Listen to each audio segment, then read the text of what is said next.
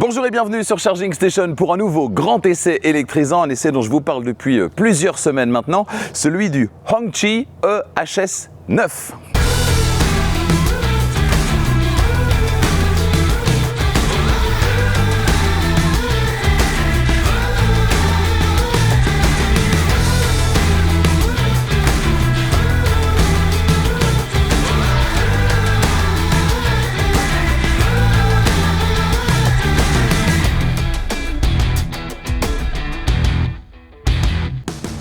Cet essai vous est proposé par Arval, solution de leasing pour professionnels et particuliers, et Autoscout24, la plus grande plateforme en ligne de voitures neuves et d'occasion en Europe. Jusqu'à présent, principalement implanté dans les pays du nord de l'Europe, les pays scandinaves, l'autoproclamée marque chinoise premium Hongqi débarque plus au sud et notamment ici, en Belgique et également au Grand-Duché de Luxembourg avec deux modèles, le Hongqi EHS 9 dont j'ai pris le volant cette semaine et dont vous saurez tout dans cette vidéo, et puis une berline qu'on essaiera dans quelques semaines, la Hongqi EH7. Impressionnant, unique, visionnaire, majestueux, innovant, harmonieux et j'en passe. Dans le dossier de presse consacré à ce Hongqi EHS 9, la marque en fait des caisses et visiblement aucun mot n'est suffisant pour décrire à quel point ce Hongqi EHS 9 est incroyable. Tiens, ça en fait un de plus. Alors, coup de maître ou coup dans l'eau, pour le savoir, j'en ai pris le volant non pas pendant 2 heures ou une journée, mais pendant une semaine complète. Toutes les réponses aux questions que vous vous posez se trouvent donc dans cet essai. Là, ce que vous voyez, ce sont des LED et c'est pas juste là pour faire joli, j'y reviens dans un instant. Alors avant de démarrer cet essai, vous ne l'avez pas encore fait, faites-le maintenant, abonnez-vous à Charging Station et n'oubliez pas d'activer la clochette des notifications pour être prévenu dès qu'une nouvelle vidéo électrisante est disponible. La prochaine, ce sera dans quelques jours, dans une semaine à peu près, essai de la BMW i5, une voiture qu'on a déjà essayée, mais là ce sera la version Touring, comme on dit chez BMW, c'est-à-dire la version break et des breaks 100% électriques. Il n'y en a pas tant que ça, certainement dans le segment premium. Ce sera donc un essai très intéressant, très électrisant sur Charging Station. D'autres essais sont déjà confirmés pour les prochaines semaines, des essais que vous attendez avec impatience. Je le sais, notamment le grand essai d'une semaine du Renault Scénic E-Tech 100% électrique. Eh bien, c'est confirmé. Je vous dévoile la liste complète tout à l'heure à la fin de la vidéo. Extérieurement, le moins que l'on puisse dire, c'est que ce Hongqi EHS 9, il ne passe pas inaperçu avec cette carrure musclée, cette allure de conquérant et puis cette calandre à l'avant aux dimensions, on peut le dire, démesurées. La ligne, on la doit à l'équipe gérée par Gilles Taylor, vice-président mondial du design et directeur de la création chez FAW Group Corporation, le groupe public chinois spécialisé dans la construction automobile et auquel appartient la marque Hongqi. Et Gilles Taylor, eh bien, ce n'est pas n'importe qui, puisqu'il a été designer en chef chez Jaguar de 1997 à 2011, puis directeur du design chez Rolls-Royce jusqu'en 2018, excusez du peu.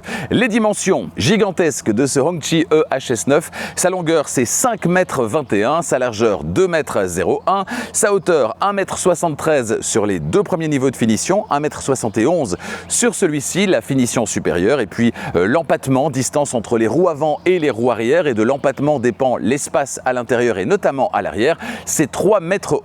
C'est gigantesque. Et vous le trouvez comment ce EHS 9? Est-ce que vous le trouvez élégant? Eh bien, dites-le moi dans les commentaires.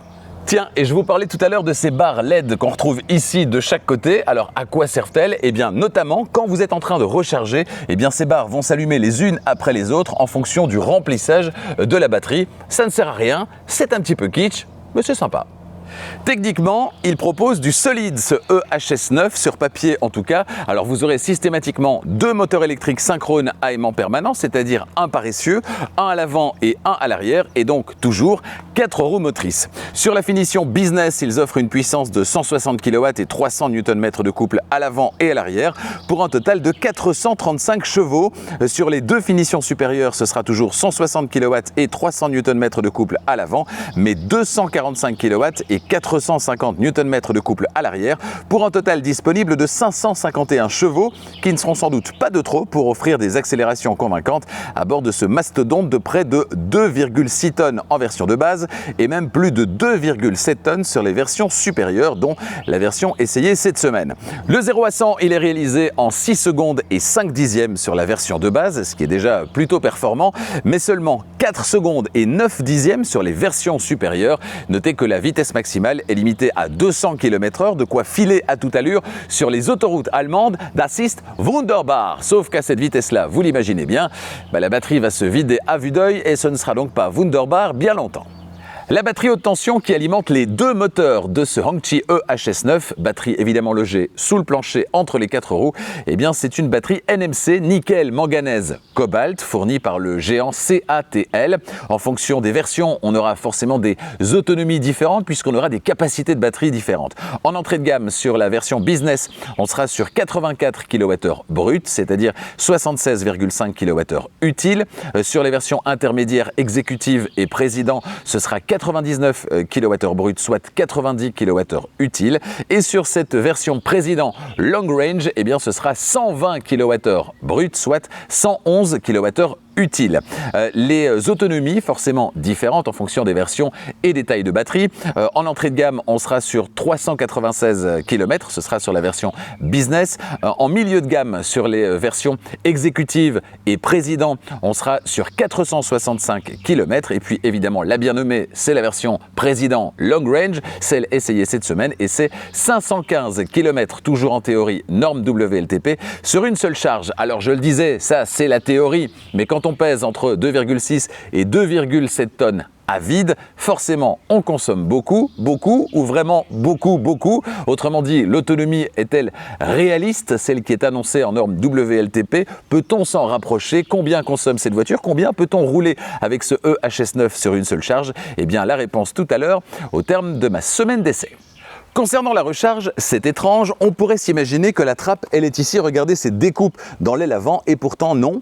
Il n'y a rien qui s'ouvre, en tout cas sur cette voiture destinée au marché européen. Peut-être que dans d'autres pays comme la Chine, eh bien, il y a quelque chose sous cette trappe, tout ce qui ressemble à une trappe, d'autant plus que de ce côté, il n'y a absolument rien. Alors pour trouver la trappe avec les connecteurs de recharge, ça se passe plutôt à l'arrière du côté droit, et quand on ouvre cette trappe qui est motorisée, eh bien, on constate la présence de deux connecteurs avec des petits caches en caoutchouc qui ne sont pas vraiment pratiques. Alors c'est sympa que la trappe soit motorisée, par contre quand il faut commencer à retirer les connecteurs en caoutchouc, voilà, c'est pas très évident, et en plus ça s'en mêle un petit peu, c'est pas très chouette. Une solution plus simple et plus premium eût été la bienvenue. Alors concernant le premier, eh bien c'est le connecteur de type 2 pour la recharge sur le courant alternatif, celui qui circule dans nos rues et dans nos maisons, c'est la recharge du quotidien.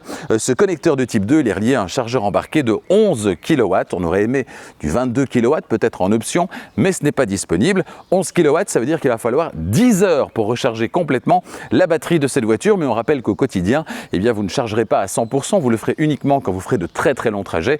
Au quotidien, vous rechargez à 80% selon les prescriptions du constructeur pour préserver la batterie et sa capacité dans le temps. Donc 10 heures pour une recharge à 100%, au quotidien ce sera donc un petit peu moins. Sur le courant continu, on retire le deuxième petit cache.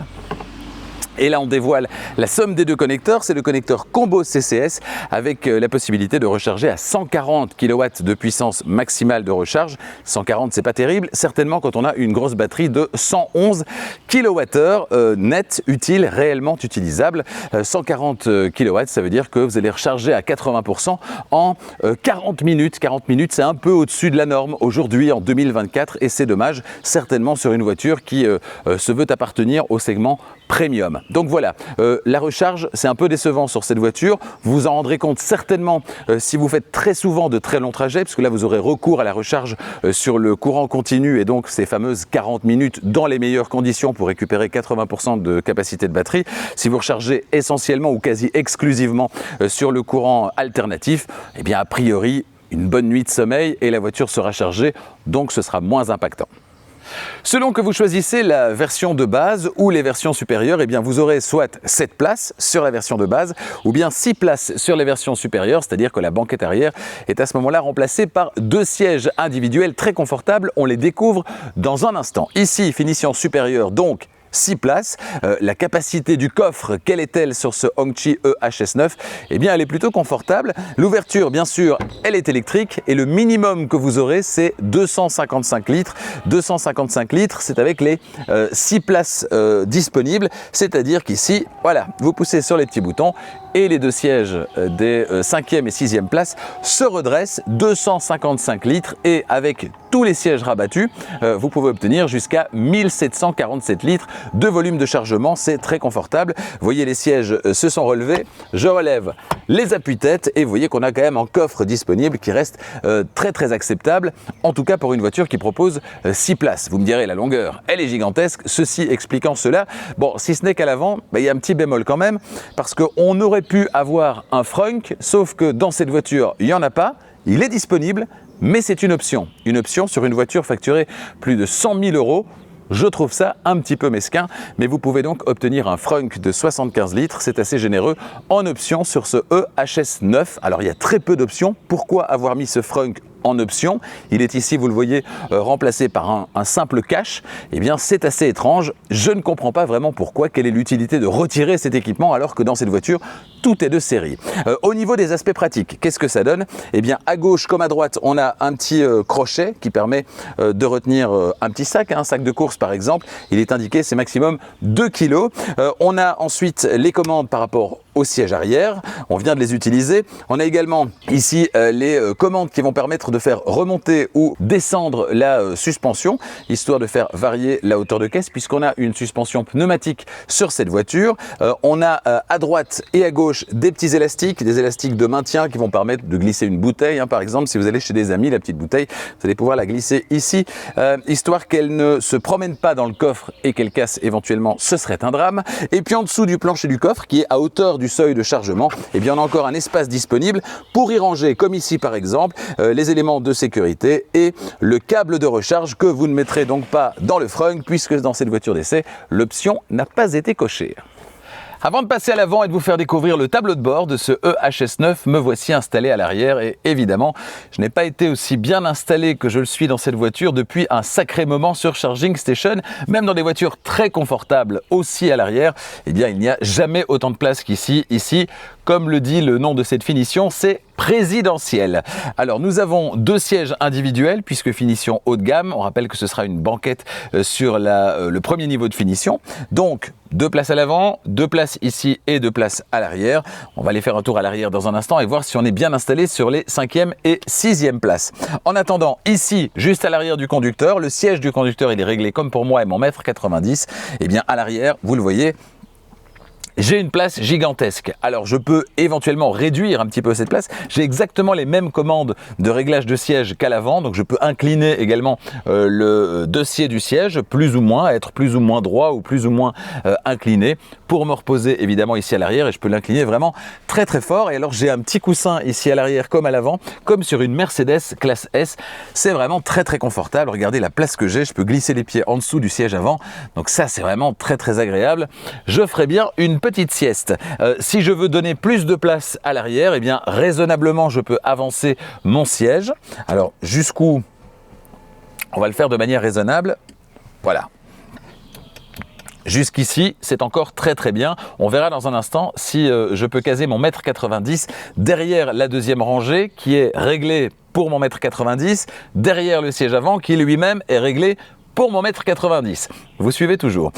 Concernant les équipements, on a ce grand toit vitré qui est ouvrant, qui amène énormément de lumière, d'autant plus qu'on a un pavillon de couleur claire ici, et donc ça aussi c'est hyper lumineux. On a déjà une vue sur ce qui se passe à l'avant et c'est assez prometteur, il y a beaucoup d'écrans dans cette voiture, on verra ça dans la suite. Et alors j'ai ici de l'écriture chinoise, j'aimerais bien savoir ce que ça veut dire. Donc si vous parlez chinois, eh bien dites-moi, est-ce que ça veut dire Hongqi? J'imagine que oui. Est-ce que ça veut dire Hongqi? Peut-être. Je ne sais pas. Dites-le moi dans les commentaires. Pour ce qui est des équipements, du confort, eh bien, on a ici évidemment des petits vide-poches, des poches aumônières à l'arrière des sièges avant, à gauche comme à droite.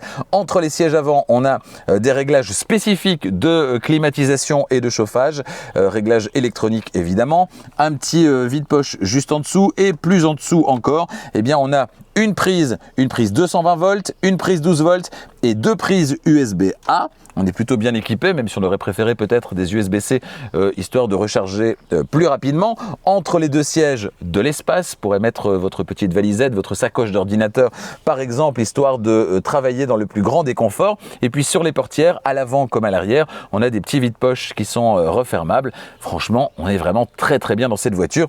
on a du luxe, on a beaucoup de luxe. Alors certains disent que justement le luxe, c'est de ne pas avoir des écrans, parce que les écrans dans une voiture, c'est ce qui vieillit le plus vite. Et c'est pas tout à fait faux. Ici, c'est vrai qu'on a beaucoup d'écrans, mais ces écrans-là, dans 5 ans, à mon avis, ce sera un petit peu dépassé. Et donc, c'est probablement ce qui va le plus vieillir visuellement dans cette voiture. On fait un tour à l'arrière ? Allez, on fait un tour à l'arrière.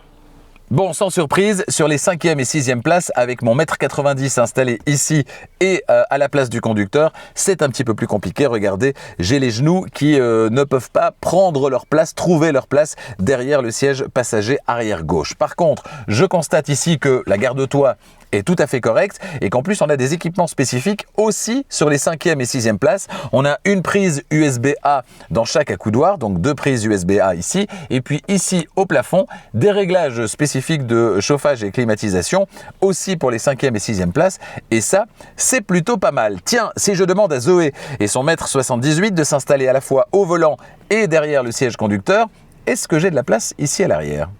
Et bien cette fois, avec Zoé et son 1m78 installé au volant et derrière le siège conducteur, ça passe sans problème. Alors je vais pas vous mentir, je suis pas super bien installé non plus, je suis d'ailleurs un petit peu décalé par rapport au siège qui est devant moi, mais voilà, pour de l'appoint, ça peut tout à fait convenir. Et puis pour des jeunes enfants, évidemment, ça posera aucun problème. Moi, ce qui me dérange, c'est évidemment que j'ai cet angle ici au niveau de la jambe qui est très défavorable. J'ai un peu l'impression d'avoir les genoux au niveau des oreilles.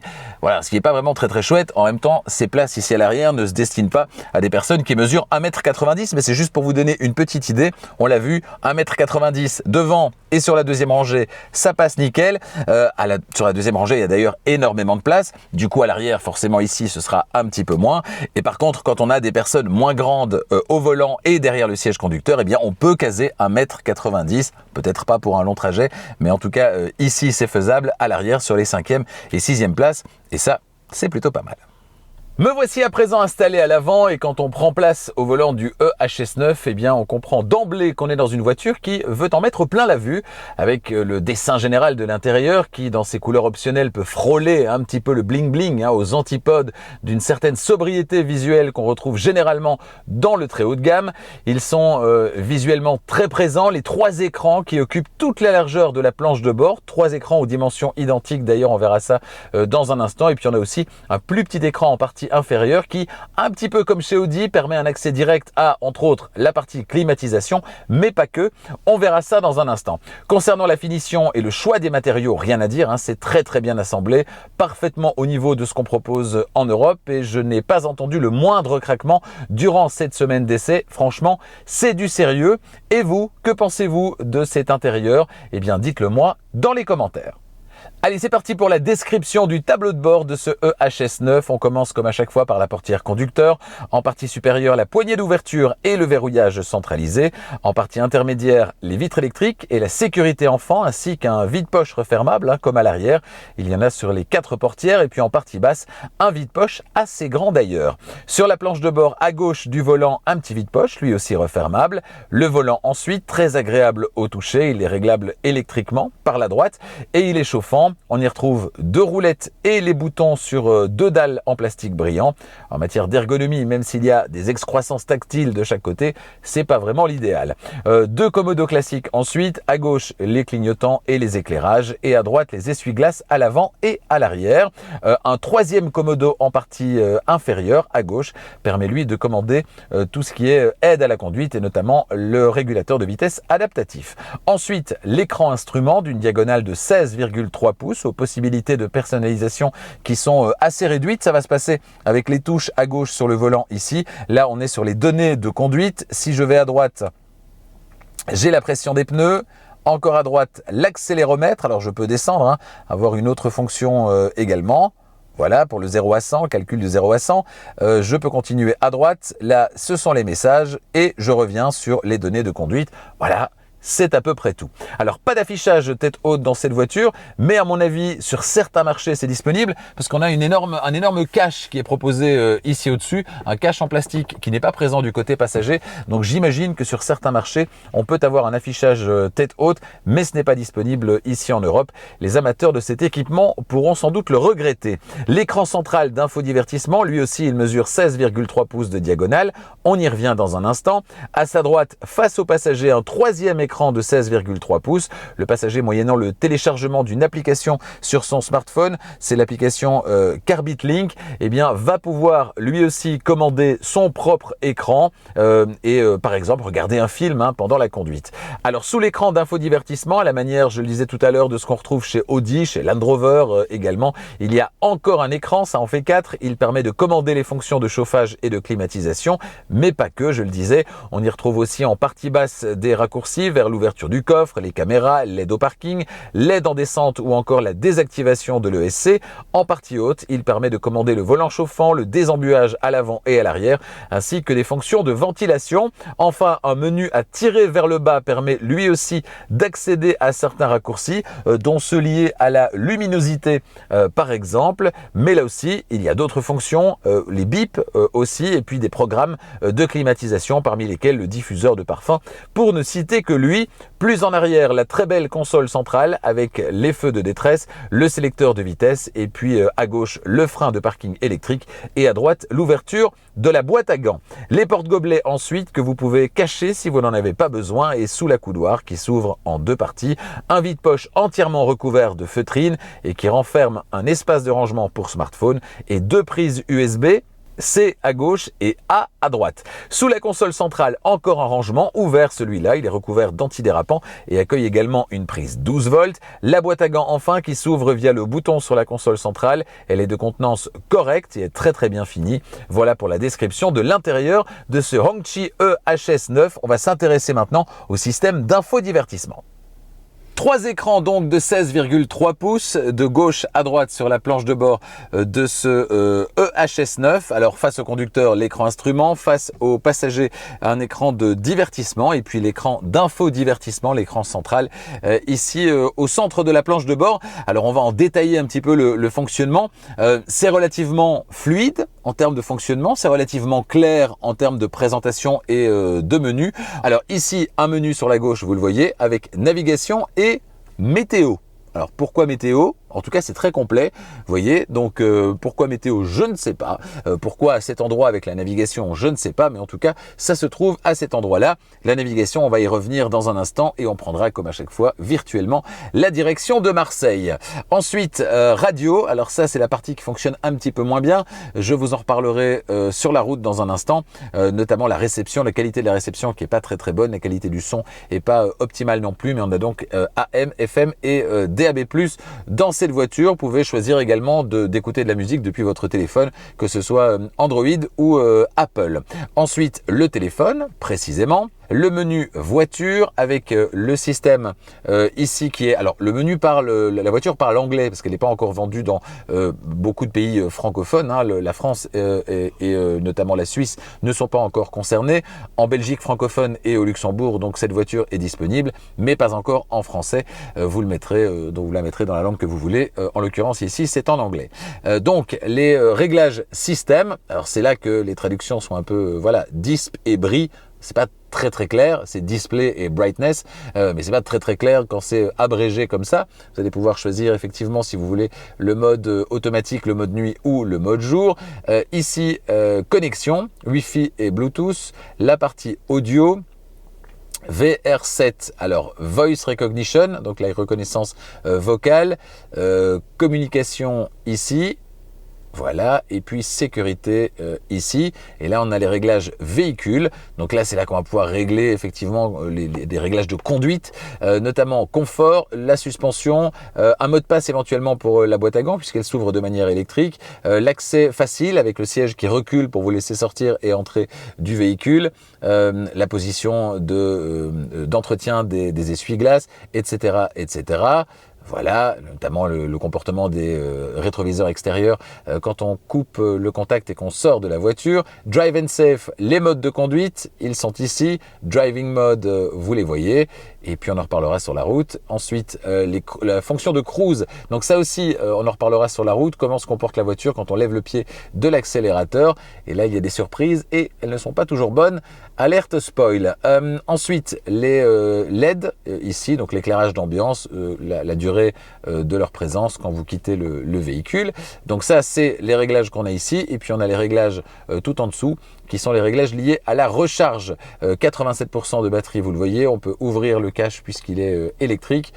Ici, la planification de recharge, les limitations éventuelles, voilà.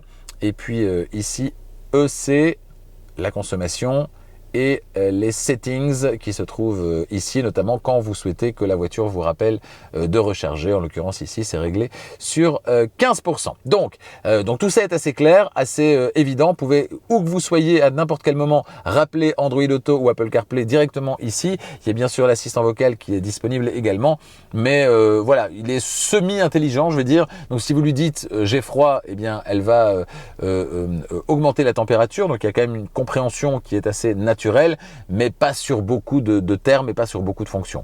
Donc j'ai pas trouvé ça incroyable, même si on n'est pas sur du basique non plus.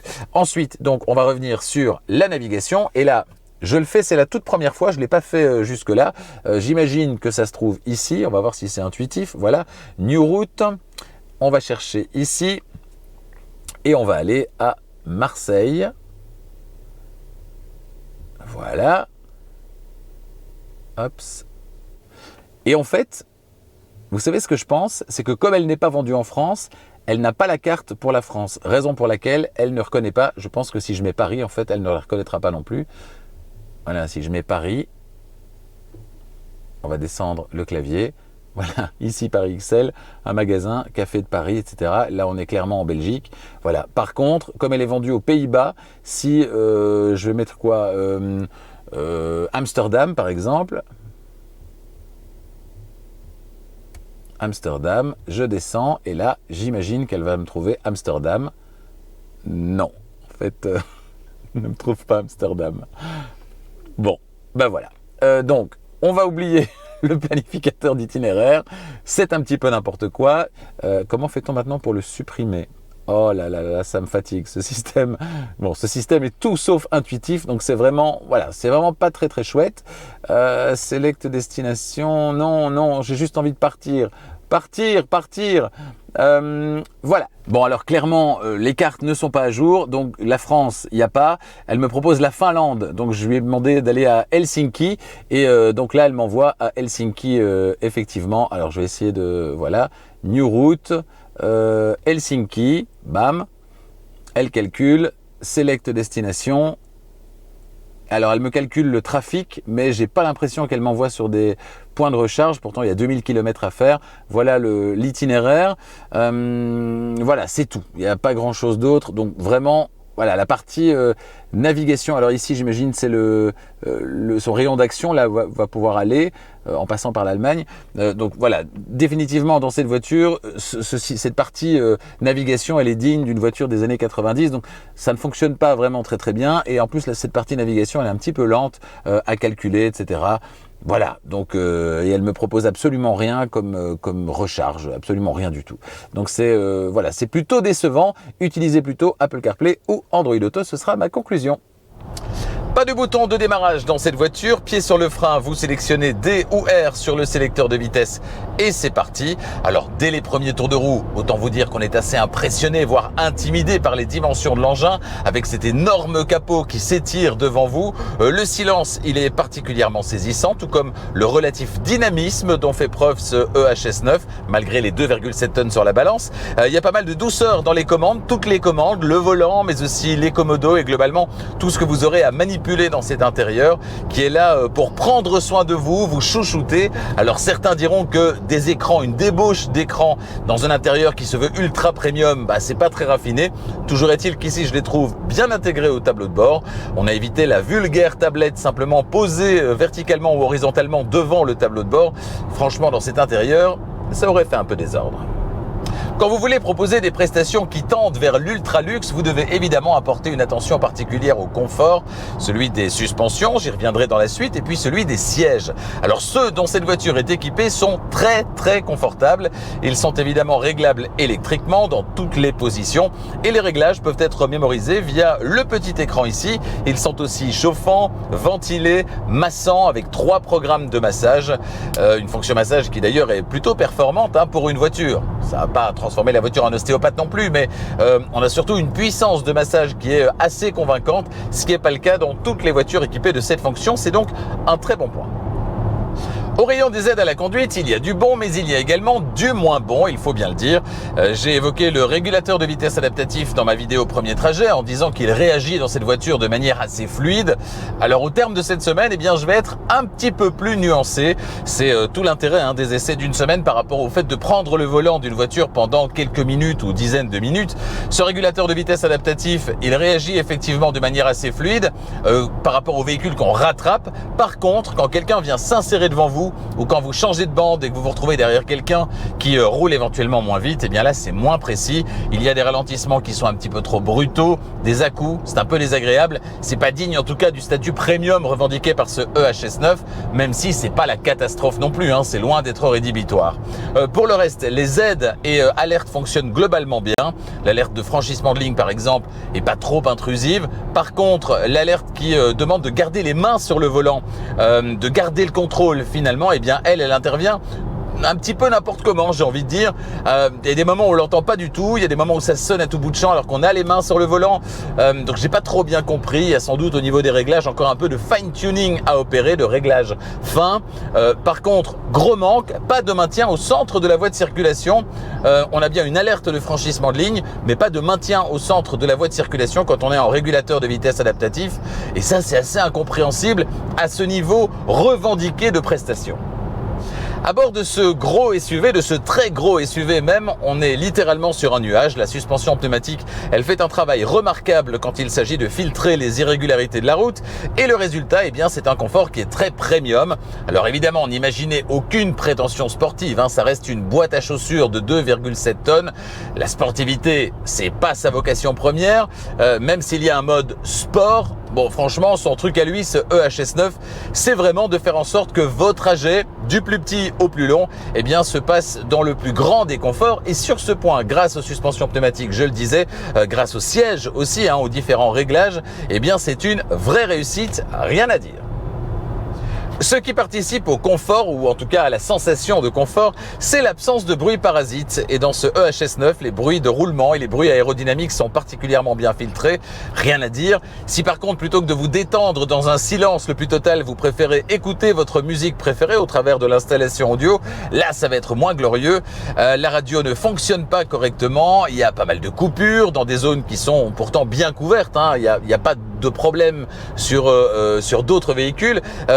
Dans certains cas, le son apparaît saturé également. Bref, la partie sonore, elle n'est pas au point, et certainement quand on veut jouer dans la cour des grands. Et puis le son des clignotants également. C'est un bête réglage, c'est tout con le son des clignotants. Mais si vous avez un dispositif de sécurité qui s'active au même moment, eh bien le son des clignotants est mis en pause. Et donc une fois l'alerte de sécurité passée, eh bien le clignotant va vouloir rattraper son retard. Donc ça va faire tac tac tac tac tac tac tac tac, hop, et puis il va reprendre son bruit au rythme normal. Franchement, ça fait pas très très sérieux. Vous souhaitez tracter une charge avec votre EHS9, eh bien pourquoi pas. Dans ce cas, optez pour le dispositif d'attelage qui est disponible en option. Vous pourrez alors tracter une charge freinée de 1500 kg. Si elle n'est pas freinée, eh bien ce sera la moitié, c'est-à-dire la norme 750 kg. Le diamètre de braquage en l'absence de roue arrière directrice, il est évidemment élevé sur ce maxi SUV de plus de 5,20 m de long. La valeur communiquée par Hongqi, c'est 12,8 mètres. Inutile de vous dire que dans les centres-villes étriqués et les parkings étroits, il sera pas super à l'aise. C'est pas là où il va briller, c'est clair. Cela dit, grâce aux caméras du système de parking, les choses sont finalement un petit peu moins compliquées qu'il n'y paraît au premier abord. Franchement, c'est une question d'habitude. Globalement, sur les voitures chinoises, on a souvent une récupération d'énergie qui est assez décevante. Il n'est en général pas question de conduite à une pédale, et quand elle est proposée, elle n'est généralement pas très bien calibrée, beaucoup trop faible. Eh bien, ce EHS9, il ne fait malheureusement pas exception. Si la puissance de la récupération d'énergie peut être réglée sur 5 niveaux, on ne peut malheureusement pas le faire ailleurs qu'en passant par les méandres des menus du système d'infodivertissement. Autant vous dire que le faire en roulant, c'est illusoire, voire inutilement dangereux. vous réglez donc votre mode préféré avant de démarrer et vous y tenez. Deuxième bémol, même en récupération forte, eh bien elle n'est pas si forte. Et au-delà de ça, elle n'arrive que trop progressivement, ce qui va multiplier les moments où vous allez devoir appuyer sur le frein, simplement parce que la récupération d'énergie, elle n'arrive pas assez vite, assez fort. C'est-à-dire qu'elle ne suit pas le mouvement de la pédale. La course de la pédale, si vous levez le pied de la pédale d'accélérateur, eh bien elle va commencer par aller un petit peu en roue libre et puis commencer à décélérer progressivement. Voilà, et ça, vraiment, c'est pas intuitif du tout, hein. C'est vraiment dommage. Ça permet pas d'arriver à appréhender la récupération facilement, de manière intuitive. Inutile de vous dire donc qu'on est bien loin de la conduite à une pédale. Les phares, ils sont matriciels sur ce EHS9 à partir du deuxième niveau de finition. L'éclairage qu'il propose, il est entièrement satisfaisant. Le principe des phares matriciels, vous le connaissez maintenant, c'est le fait de pouvoir avoir en permanence le meilleur éclairage possible, c'est-à-dire de rester en feu de route en permanence, et la voiture se charge d'éteindre une partie du faisceau qui va correspondre aux voitures que vous suivez et aux voitures que vous croisez. Le reste reste parfaitement éclairé, et notamment les bas-côtés. Franchement, c'est un très bon système. Dans cette voiture, ça a fonctionné plutôt bien. Alors, j'ai pas eu beaucoup l'occasion de les utiliser cette semaine parce que les journées sont très longues en ce moment. J'ai pas eu beaucoup de parcours de nuit, mais de ce que j'ai pu tester durant cette semaine, franchement, ça m'a donné entière satisfaction. Donc, rien à dire sur ce point, ça fonctionne bien. L'autonomie théorique, c'est 515 km en cycle mixte norme WLTP sur cette version président long range du EHS9. Et j'ai opté la plupart du temps, et comme à chaque fois, pour une conduite tranquille, tout en conduisant de temps à autre de manière un petit peu plus dynamique. Et cette semaine, il a fait entre 15 et 25 degrés au thermomètre. Alors sur l'ensemble du test, j'ai parcouru un petit peu plus de 600 km et je suis arrivé à une moyenne de 27 kWh au 100, avec donc un parcours autoroutier à 70%. Mes trajets du quotidien, c'est une moyenne très élevé. Dans ces conditions, en fonction du style de conduite et des conditions de circulation, vous pourrez quand même atteindre les 400 km réels sur une seule charge, ce qui reste donc très correct, mais c'est grâce à la grosse batterie, puisqu'évidemment ce mastodonte de 2,7 tonnes, il consomme relativement beaucoup. Alors avec ce gros SUV luxueux qui invite au long voyage, on va avoir un petit souci, on en parlait tout à l'heure, c'est que la vitesse de recharge sur le courant continu, elle n'est pas très élevée. Les pauses, elles vont être donc plus longues. Autrement dit, si vous parcourez régulièrement de très longs trajets qui dépassent l'autonomie sur une seule charge de ce EHS9, vous allez être pénalisé au moment de recharger sur le courant continu, parce que vos pauses seront plus longues, parce que la puissance acceptée, elle est inférieure à ce qu'on retrouve à la concurrence. Si par contre vous faites très rarement des trajets qui dépassent l'autonomie sur une seule charge de ce EHS9, franchement, vous ne verrez pas la différence. Me voici de retour à l'extérieur pour parler du prix de ce Hongqi EHS9 en Belgique, mais également, alors non pas en France et en Suisse puisque la marque n'y est pas encore présente, mais bien au Grand-Duché de Luxembourg. En Belgique, les prix démarrent à 69 995 €, c'est pour la version business. Pour la version exécutive, eh bien vous ajoutez 10 000 €, c'est-à-dire 79 995 €. Pour la version président, encore 10 000, 89 995 €. Et si vous voulez cette version président long range et sa très grosse batterie, son autonomie de 512 km, là vous ajoutez 13 000 €, ça donnera 102 995 €, hors option évidemment, mais les options sont très peu nombreuses sur ce Hongqi EHS9. Vous aurez par exemple la peinture métallisée ou encore l'intérieur biton, comme dans cette voiture d'essai. Total de la facture pour cette voiture d'essai, 105 485 €. Et puis notez donc que ce EHS9 est également vendu au Grand-Duché de Luxembourg. Les prix au Grand-Duché s'étendent de 67 682 € pour la version d'entrée de gamme business à 99 591 € pour cette version président long range, le tout toujours hors option. Évidemment, surfez sur hongqi.be pour la Belgique ou hongqi.lu pour le Grand-Duché de Luxembourg pour découvrir ce qui est proposé. Le configurateur en ligne est disponible. Configurez donc votre EHS9 et déterminez votre prix. Toujours concernant le prix, Arval, partenaire de Charging Station, vous propose des solutions de location longue durée, de leasing pour les entreprises, mais également pour les particuliers. Alors pour les entreprises, on connaît ça depuis un certain temps, c'est le leasing opérationnel avec tous les avantages qui en découlent, notamment en termes de déductibilité. Pour les particuliers, c'est plus récent, c'est le private lease. Alors là aussi, il y a des avantages, pas la déductibilité évidemment, mais bien le fait que ce soit une formule tout compris, c'est-à-dire que vous avez dans la mensualité que vous payez chaque mois et qui est la même du premier au dernier mois, eh bien, la mise à disposition de la voiture, mais également les taxes, les entretiens, l'assurance, etc., etc. Ça veut dire qu'en fait, vous n'avez à vous soucier de rien, vous payez exactement le même montant du premier au dernier mois et tous vos frais voiture sont compris dans ce montant mensuel que vous payez et qui est donc toujours le même du premier au dernier mois. Et ça, en termes de gestion de budget, c'est vraiment très avantageux. Et puis, autre avantage, c'est qu'à la fin du contrat, vous rendez la voiture et les clés et vous n'avez à vous soucier de rien. Ce n'est pas vous qui prenez le risque de combien vaudra la voiture à la fin du contrat, dans 3 ans, 4 ans, 5 ans. C'est la société de leasing. Pour au moins ces 2 bonnes raisons, eh bien, n'hésitez pas à demander une offre à notre partenaire Arval en surfant sur le site internet Arval qui correspond à votre pays. Votre prochaine voiture, vous la voulez tout de suite ou peut-être en avez-vous besoin tout de suite pour des raisons professionnelles par exemple?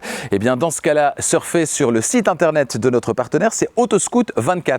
Autoscout24, c'est la plus grande plateforme de vente de voitures en ligne en Europe. Et sur Autoscout24 actuellement, plusieurs dizaines de milliers de voitures vous attendent. Des voitures disponibles immédiatement. Alors bien sûr des voitures d'occasion, mais également des voitures très récentes et même des voitures neuves. Et puis évidemment des véhicules électrifiés, il y en a de plus en plus sur Autoscout24. Alors sur Autoscout24, vous allez pouvoir donc, en rentrant vos critères dans le moteur de recherche, trouver votre prochaine voiture, obtenir en retour une sélection des voitures qui correspondent le plus précisément possible à ces critères que vous aurez rentrés. Mais vous allez pouvoir aussi faire reprendre votre voiture actuelle en rentrant ces caractéristiques dans le petit formulaire. Vous recevrez en retour une offre de reprise pour votre véhicule actuel.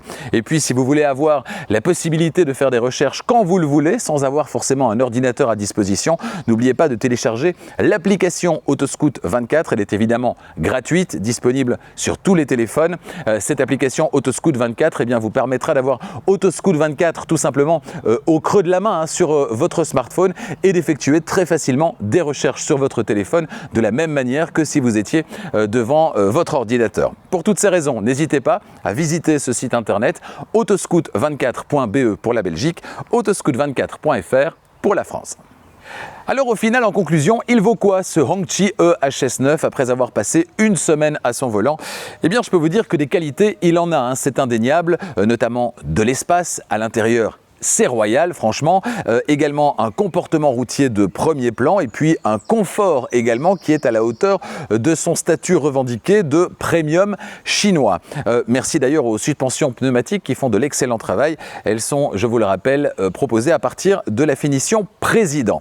Alors il y a des qualités mais également des défauts et certains malheureusement risquent bien d'être rédhibitoires pour celui qui choisit une voiture premium haut de gamme proposé à ce prix, même si ce prix il est inférieur de plusieurs dizaines de milliers d'euros à l'équivalent dans les marques allemandes. Alors ces défauts, ce sera une consommation qui reste assez élevée et donc une autonomie qui restera suffisante pour pas mal de conducteurs mais qui peut être jugée insuffisante au regard de la taille de la batterie, certainement avec une puissance de recharge sur le courant continu qui est relativement faible, ce qui va allonger les temps de recharge sur les longs trajets. Donc ça ne concernera évidemment que ceux qui font très régulièrement de très longs trajets. Pas de conduite à une pédale, la récupération d'énergie est globalement décevante avec une progressivité bien trop importante quand on lève le pied de l'accélérateur, pas de maintien au centre de la voie de circulation, ce qui semble assez incompréhensible d'ailleurs, un système audio et une navigation qui sont pas très au point, ce qu'on pardonne encore moins à une voiture proposée dans cette configuration à plus de 100 000 €. Pour le reste, il y a des qualités, mais il y a aussi donc des points d'amélioration. Une fois que Hongqi aura apporté ces modifications, s'il décide de les apporter, là on aura une concurrence vraiment sérieuse par rapport à ce qui est proposé notamment sur le premium allemand. A bientôt sur Charging Station pour d'autres essais électrisants. Le prochain, ce sera donc dans une semaine l'essai de la BMW i5 en version break, qu'on appelle là-bas Touring chez BMW. Ensuite, dans les prochaines semaines, encore beaucoup d'essais électrisants. Je vous avais proposé un essai du SUV NIO EL6. Vous me disiez, oui, ça nous intéresse. Eh bien, il sera à l'essai sur Charging Station prochainement. Ce sera dans le courant du mois de juillet. D'autres essais confirmés. On ira par exemple chez Lancia à la rencontre de la Lancia Ypsilon. Je vous ai proposé un essai statique, une découverte statique il y a quelques semaines. Eh bien, là, ce sera le grand essai électrisant. Toujours dans les confirmations, au mois de septembre, septembre, le Xpeng G9, cet énorme SUV chinois lui aussi, d'une autre marque chinoise, Xpeng. Eh bien, on découvrira ce gros SUV là aussi sur Charging Station pendant une semaine. Avant ça, cet été, il y aura le fameux Renault Scénic E-Tech, évidemment, dont je prendrai le volant pendant une semaine. Dans les cartons, on a également la Polestar 3, également la Mini Cooper électrique. Là, il n'y a pas encore de date fixée, mais ça arrive sur Charging Station dans les prochaines semaines également. Bref, autant de bonnes raisons de vous abonner si vous ne l'avez pas déjà fait. Abonnez-vous à Charging Station et n'oubliez pas d'activer la clochette des notifications pour être prévenu dès qu'une nouvelle vidéo électrisante est disponible. N'oubliez pas également le format premier trajet, hein, vous le savez, ce sont mes premiers kilomètres, dizaines de kilomètres au volant des voitures que j'essaie, juste au moment où je les découvre, quand je vais les chercher, quand j'en prends les clés et que je rentre chez moi. Donc c'est vraiment mes toutes premières impressions, c'est vraiment un complément idéal au grand essai électrisant que je vous propose en fin de semaine avec toutes les informations et mes impressions après une semaine. Et d'ailleurs parfois certaines choses qui sont des premières impressions dans le format premier trajet, eh bien ne se retrouvent pas au terme de la semaine parce qu'on n'a pas la même expérience quand on roule une heure ou une demi-heure ou 2 heures avec une voiture et quand on roule une semaine avec une voiture. Il y a des choses auxquelles on s'habitue et d'autres où on a un petit peu plus de mal. Merci de votre fidélité et à bientôt.